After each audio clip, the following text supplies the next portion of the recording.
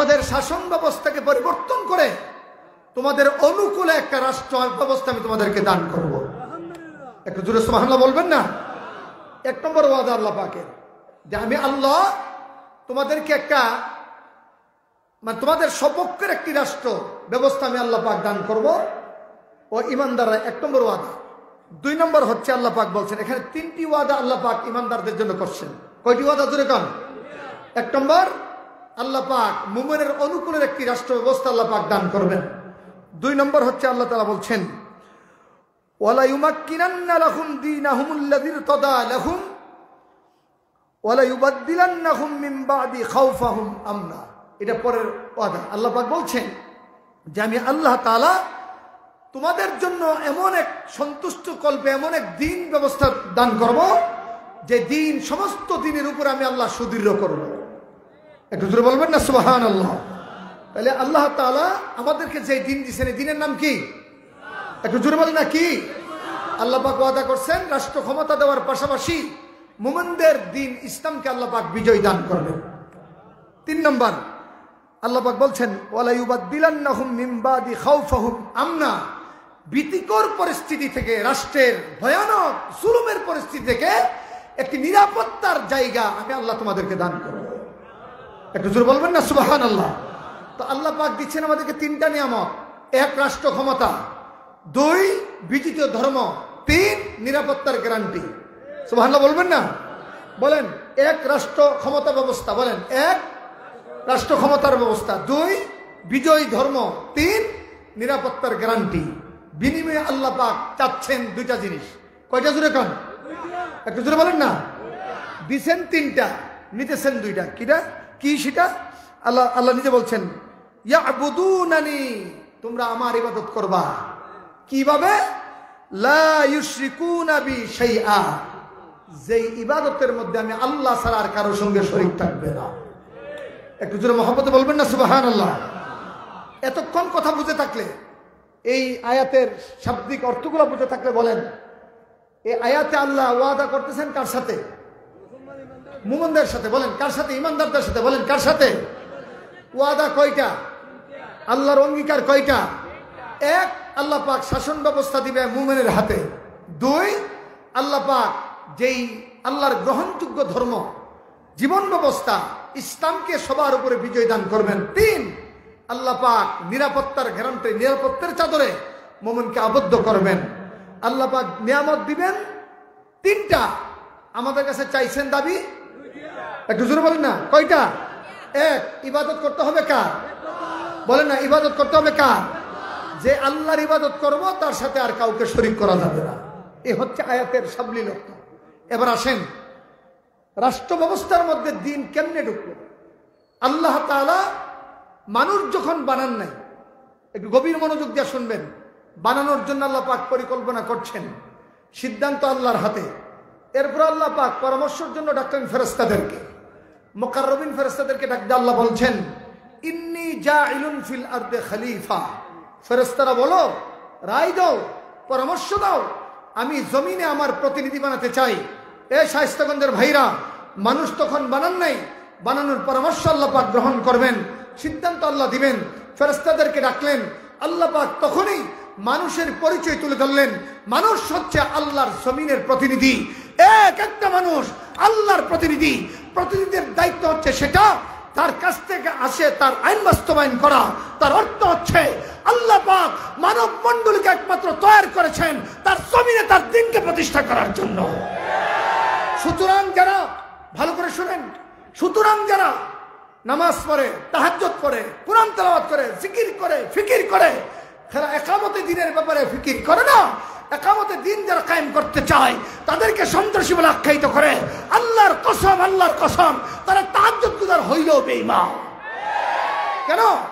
মুমিনকে বানানোর উদ্দেশ্য হলো আল্লাহর এই জমিনে আল্লাহর দ্বীন প্রতিষ্ঠা করা। মনে থাকবে তো ইনশাআল্লাহ? খিলাফত আলা মিনহাজিন নবুওয়া, আল্লাহর জমিন চলবে আল্লাহ পাক প্রদত্ত নবীদের নবুয়াতের মানদণ্ডের ভিত্তিতে। তার অর্থ হচ্ছে আল্লাহর জমিন চলবে আল্লাহর আইনের ভিত্তিতে। বলেন বলেন আল্লাহর জমিন কার আইনে চলবে? একটু জোরে বলেন না, কার আইনে চলবে? দেখেন পাশ্চাত্যের আইন আর আল্লাহর আইন, একটা ডিস্টেন্স আপনাদের সামনে তুলে ধরি। আজকের যুবকরা লেনিন কার্ল মার্কসের ইতিহাস তোমরা পড়ো, ইসলামী আদর্শকে তোমরা ছেড়ে দিয়েছ। মনে রেখো, রাসূল সাল্লাল্লাহু আলাইহি ওয়াসাল্লামের জমানা থেকে খেলাফত চলতে চলতে 1923 ইংরেজি পর্যন্ত, তুর্কি উসমানিয়া খেলাফত পর্যন্ত পৃথিবীর কোথাও না কোথাও খেলাফত শাসন ব্যবস্থা বেশি ছিল। এরপরে 100 বছর যাবৎ পৃথিবীর কোনো জায়গায় খেলাফতের অস্তিত্ব বেঁচে ছিল না। কিন্তু আল্লাহ পাক কালের বিবর্তনে আফগানিস্তানের ভূখণ্ডে সমরকান্দ এলাকায় আল্লাহ তাআলা পাগড়িওয়ালা, পাঞ্জাবিওয়ালা, টুপিওয়ালা তালেবানদের মাধ্যমে এমন এক পরাশক্তির বিরুদ্ধে আল্লাহ বিজয় দিয়ে পৃথিবীর বুকে আবার খেলাফতের নমুনা রাষ্ট্র কায়েম করার ব্যবস্থা করে দিয়েছেন। দেখুন, এখান থেকে সবক আমাদেরকে গ্রহণ করতে হবে। আমেরিকার শক্তির তুলনায় তালেবানরা হচ্ছে মশার মতো। আরে ভাই কথা বলেন না কেন? আমেরিকার শক্তির তুলনায় তালেবানরা কি?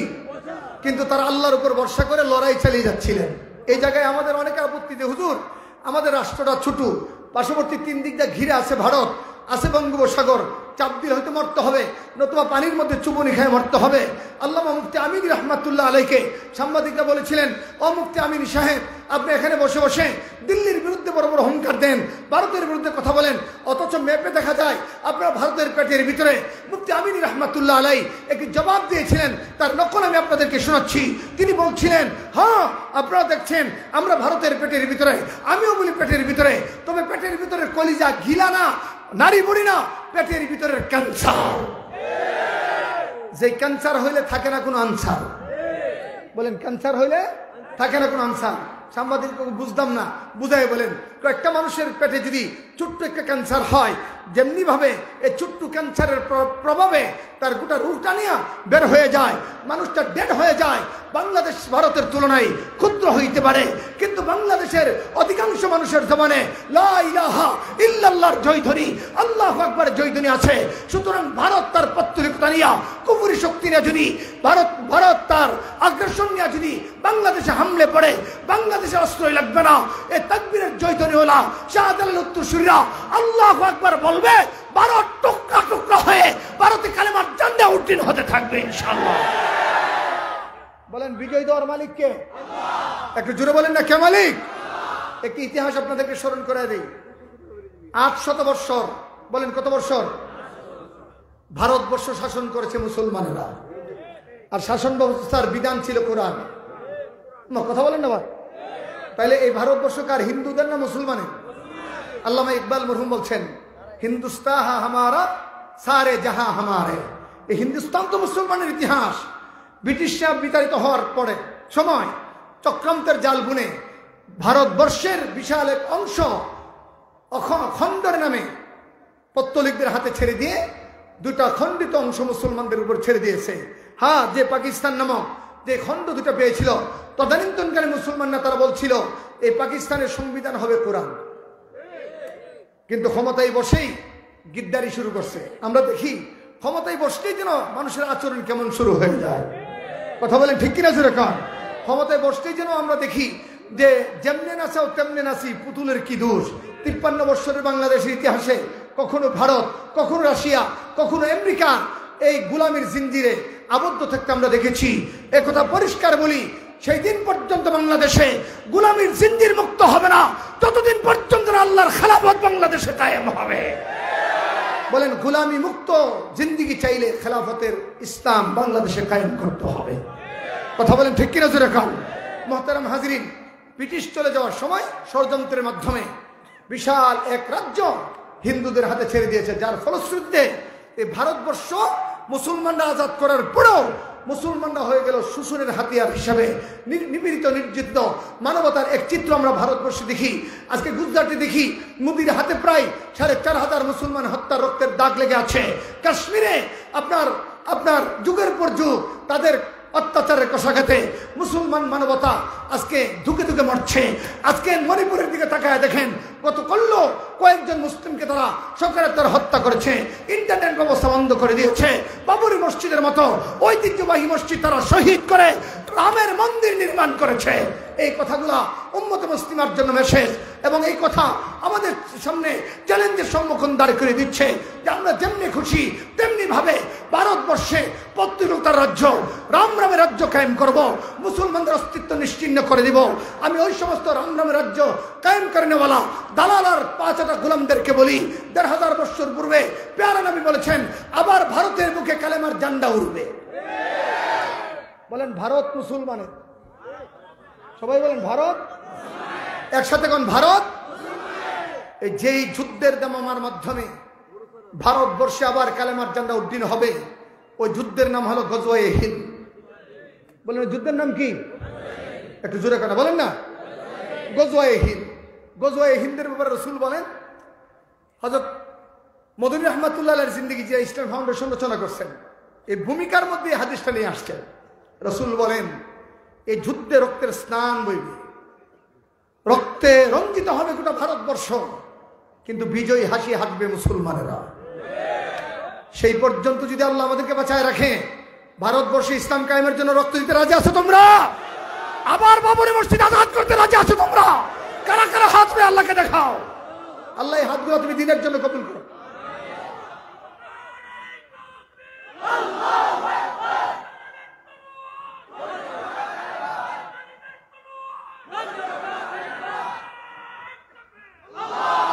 আবার সবাই বলেন এই জমিন কার? হুকুম চলবে কার? জোরে বলেন না। বলেন সৃষ্টি যার, আইন তার। বলেন সবাই বলেন না, সৃষ্টি যার, সৃষ্টি যার, আইন তার হলে এই দেশের মানুষের ভাগ্যে নেতারা চিনিমিনি খেলতে পারে না, বরং রাষ্ট্রের সর্বোচ্চ পোস্টে যিনি সমাসীন তাকেও খবরদারির আওতায় থাকতে হয়। যেমন দেখেন, হাদিস বলছি আপনাদের সামনে, খেলাফতের মুস্তাদ হযরত উমর। কে? জোরে কন, জোরে বলেন না কে? রাসূল বলেন যার নাম শুনলে শয়তান পালায়া যায়, এমন একজন সাহাবী খলিফা। খুতবা দিবেন, একজন সাধারণ সাহাবী দ্বারা ওমর খুতবা পড়ে। আগে বলেন আপনার গায়ের চাদরের হিসাব দেন। এই চাদর তো আপনার চাদর বলে মনে হয় না। এই চাদর পেলেন কোথায়? ক্ষমতার অপব্যবহার করে একটি চাদর বানিয়ে নিছেন নাকি? তার মানে ইসলামী খেলাফত, আল্লাহর বিধান কায়েম হলে, আল্লাহ যে খেলাফত মুমিনকে দেয়, এই বিধান কায়েম হলে রাষ্ট্রের সর্বোচ্চ পোস্টে যিনি, তাকেও জবাব দিতে হয়। কথা বলেন ঠিক কিনা জোরে খান। কিন্তু বর্তমান বাংলাদেশের সংবিধানে রাষ্ট্রপতির নামে মামলা করা যায় না। আবার আরেকটা বিধান, তিনি চাইলে যে কাউকে ক্ষমা করতে পারে। আচ্ছা বলেন, হুজুরের সন্তান মারা গেছে, ক্ষমা করলে রাষ্ট্রপতি করবে না উনি করবে? কথা বলেন না কেন? মার আমার, ক্ষমা করবে উনি। এর চেয়ে ভাউতাবাজি কথা আর হতে পারে? আমরা বলেছি এই তামাশার সংবিধান চেঞ্জ করতে হবে। আর ভাই কথা বলেন না ঠিক কিনা? আশ্চর্য কথা। সাইয়েদনা আব্দুল্লাহ ইবনে উমর দ্বারা এক ও মুসল্লিরা, আমার আব্বার গায়ে যে চাদরটা, এটা আব্বা ক্ষমতার অপব্যবহার করে নিছে না। একটা চাদর তো আব্বা ধুয়ে দিছিল, শুকাই নাই। এদিকে খুতবা দিতে দেরি হচ্ছে, আমি আমার চাদরটা আমার আব্বাকে দিয়ে দিয়েছি। একটু জোরে বলবেন না সুবহানাল্লাহ। এই ছিল একটা বাস্তব নমুনা। ভাইরা আমার একটু ভালো করে শোনেন, আল্লাহ নবী সাল্লাল্লাহু আলাইহি সাল্লামের নবুয়ত আর রিসালাতকে বন্ধ করার জন্য ষড়যন্ত্র হয়েছে। কাফেররা আল্লাহর তৌহিদের পরিবর্তে কুফরি রাজ্য কায়েম করেছিল। রাজ্যের মধ্যে নারীদের কোনো অধিকার ছিল না, জোর যার মুলুক তার ছিল। এই অবস্থায় আল্লাহ ফতে মক্কা যখন আমাদের নবীর হাতে দান করল, পেয়ারা নবী তার আদর্শ গোটা দুনিয়াবাসীকে দেখায়া দিয়েছেন। ফতে মক্কার পরে আপনার আমার নবীর হাতে প্রতিশোধ নেওয়ার হাতিয়ারটা ছিল। কাফেররাও ভাবতে ছিল, কিন্তু রহমতের নবী তামাম পৃথিবীর মানুষকে আশ্চর্যান্বিত করে ঘোষণা করে দিলেন, ডাকদা বলেন মক্কার ও কাফেররা শোনো, আমার চলার পথে তোমরা কাটা বিছায়া দিতা, আমি নবী সিজদায় গেলে আমার মাথার উপরে তোমরা উটের নাড়িগুলি উঠায়া দিতা, আমি নবী চলতে গেলে তোমরা পাথরের আঘাতে আঘাতে আমারে জর্জরিত করতা। তোমাদের অত্যাচারে, তোমাদের জুলুমের শিকার হয়ে আমি আপন মাতৃভূমি ছেড়ে মদিনায় গিয়েছি, সেখানে তোমরা ষড়যন্ত্র করেছ। বদর, উহুদ, খন্দক, খায়বর কায়েম করে আমি আল্লাহর পক্ষ থেকে বিজয়ী নেতা হয়েছি। এখন আমার হাতে আল্লাহ যেই মক্কা ছেড়ে আমি পালিয়ে গিয়েছিলাম, মক্কার ক্ষমতা আল্লাহ মানে দিয়েছেন। ইচ্ছা করলে আমার প্রত্যেকটা আঘাত, আমার সাহাবীদেরকে হত্যার প্রত্যেকটা বদলা আমি নিতে পারি, কিন্তু না না, আল্লাহ তাআলা আমাকে প্রতিশোধ নেওয়ার জন্য পাঠান নাই, আমাকে আল্লাহ রহমত করে দুনিয়াতে পাঠাইছে। আমি নবী ঘোষণা করলাম, আমার এই রাজ্যে সিদ্দিক আকবর যেমন নিরাপদ, সাইয়েদনা ওমর যেমন নিরাপদ, আমার সাহাবীরা যেমন নিরাপদ, আমি নবী ঘোষণা করলাম বেঈমান মুশরিকদের জন্য আমি তাদেরকে নিরাপত্তা দিয়ে দিলাম। একটি ইসলামী রাষ্ট্রে, প্রথম ইসলামী রাষ্ট্রের বিরুদ্ধে যে আঘাতটা হানে বাতিলের দোসররা, এর মধ্যে একটা কয় যে ইসলাম খেলাফত আসলে বিজাতিরা বসবাস করতে পারবে না। বরং সেই জায়গায় আমরা কথা বলি, আজকে সংখ্যালঘুরা বাংলাদেশে যেইভাবে নিরাপত্তার চাঁদের আবৃত্তি, বাংলাদেশ হচ্ছে পৃথিবীর বুকে উজ্জ্বল সাম্প্রদায়িক সম্প্রতির একটি উজ্জ্বল দৃষ্টান্ত রাষ্ট্র। মাঝে মাঝে যে সংখ্যালঘুদের উপর হামলা দেখি, এই হামলার সঙ্গে কোনো আলেমরা জড়িত না, কোনো মাদ্রাসার তালেবুল আলেমরা জড়িত না, তৌহিদি জনতারা জড়িত না, ওই পরাজিত শক্তির দোসররাই জড়িত। কথা বলেন ঠিক কিনা জোরে বলেন। যেমন হুজুর তখন ছিল, মিথ্যা হইলে আমার ধরবেন না, শ্রীনগরে মন্দিরে হামলা হয়েছিল, হুজুর জানতেন না আপনি? এই মন্দিরে হামলা হওয়ার পরে সর্বপ্রথম সংখ্যালঘুদের সহমর্মিতা জানানোর জন্য যারা গিয়েছে তারা ব্রাহ্মণবাড়িয়ার উলামায়ে কেরাম, এর বিরুদ্ধে মামলা হলো, আলেমদেরকে আসামি করা হলো। আমি 2021 সালে যখন জেলে, তখন দেখলাম নাসিরনগরের কয়েকজন আলেম, কয়েকজন জনপ্রতিনিধি তারা জেলখানার ভিতরে কান্দে। জিজ্ঞাসা করলাম আপনাদের মামলা কি? বললো মূর্তি বাংলার মিথ্যা মামলা সাজাইয়া, ভাঙ্গার মিথ্যা মামলা সাজায় আমাদেরকে জেলে দিছে। আমি বললাম কোনো টেনশন নাই, মূর্তি ভাঙ্গার বিরুদ্ধে আপনাদেরকে মিথ্যা মামলা সাজা আসামি করছে, তো যদি এহসাস ধরে রাখতে পারেন ইব্রাহিম নবীর সঙ্গে জান্নাতে যাইবেন।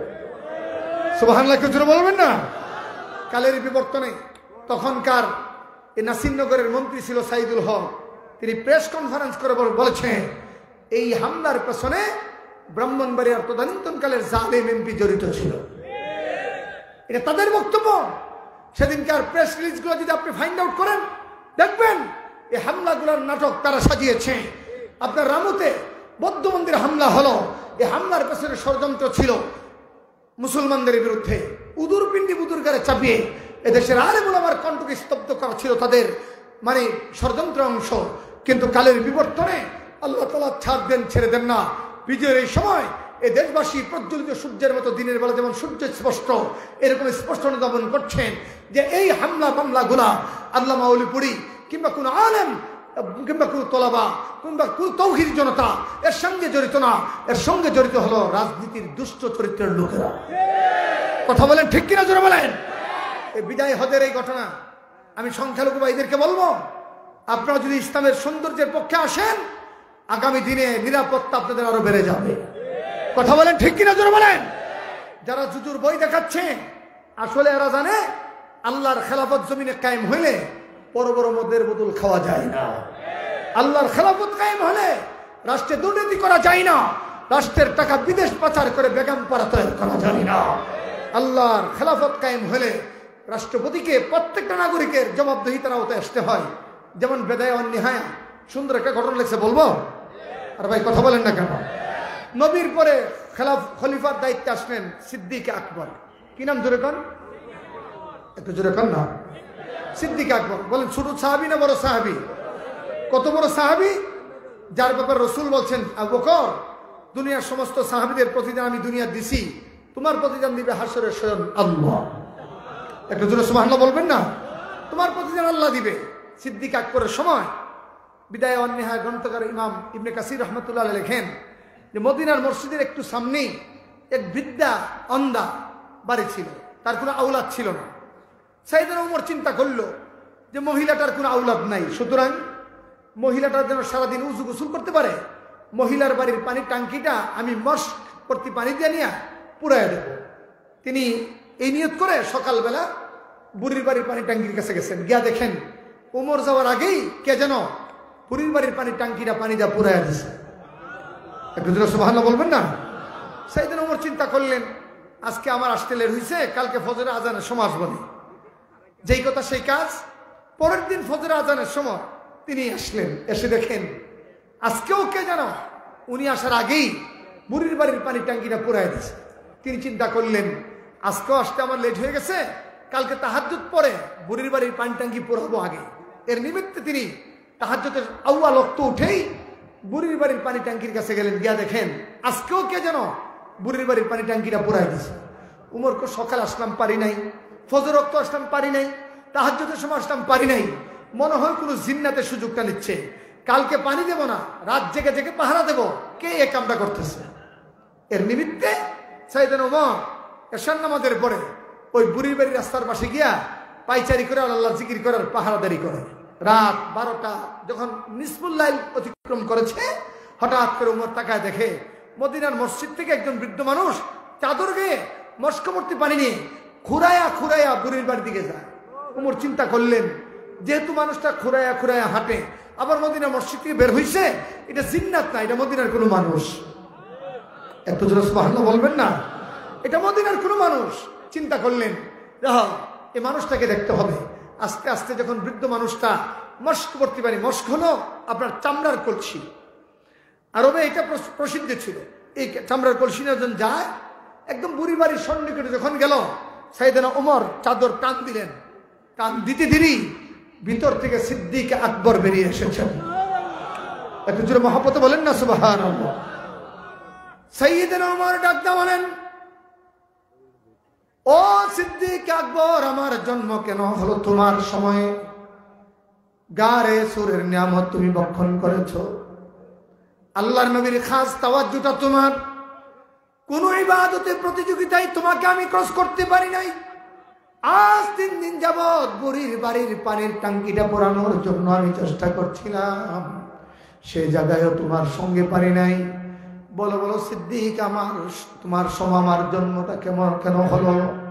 সিদ্দিক আকবর ডাক দিয়ে বলেন, ভাই উমর শোনো শোনো শোনো, নবীর পরে খেলাফতের দায়িত্ব আমার, আমি আমিরুল মুমিনিন, আমি খলিফাতুর রাসূল।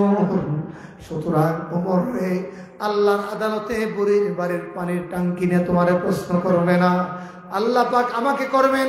এজন্য তাহাজ্জুদ ওয়াক্ত শুরু হওয়ার আগেই আমি আবু বকর আল্লাহর আদালত থেকে বাঁচার জন্য বৃদ্ধ বয়সে মস্কবর্তী পানি নিয়ে বুড়ির বাড়ির পানির ট্যাঙ্কিটা পুরাইয়া দেয়, যেন বুড়ির ব্যাপারে আল্লাহর আদালতে জবাব দিতে না হয়। এমন সুন্দর রাষ্ট্র ব্যবস্থার চিত্র যে বস্তুর মাধ্যমে আমরা পেয়েছি, তার নাম কোরআন। বলি না তার নাম কি? এই যুবকরা, আবার তোমাদেরকে আমি জিজ্ঞাসা করি, আল্লাহর কোরআন পার্লামেন্টে আসার দরকার আছে না নাই? আরো যেন আছে না নাই? কোন তন্ত্রমন্ত্র এদেশে শান্তি আসবে না। এদেশে শান্তি আসবে কেবল আল্লাহর কোরআনের বিধানের মাধ্যমে, খেলাফতের মাধ্যমে শান্তি আসতে পারে। ইসলামী হুকুমত আর খেলাফতের মাধ্যমেই রাষ্ট্রের ভাগ্য পরিবর্তন হতে পারে। ছাত্রদের রক্তের বিনিময়ে অর্জিত, উলামায়ে কেরামের রক্তের বিনিময়ে অর্জিত সোনার বাংলাদেশের বিজয় প্রশ্নবিদ্ধ হবে যদি একটা জালিমের বিজয়ের পরে আরেকটা জালিম যদি আসে, তাহলে বিজয় প্রশ্নবিদ্ধ হবে। সুতরাং আগামী রাষ্ট্র করতে হবে মিস্টার মাওলানার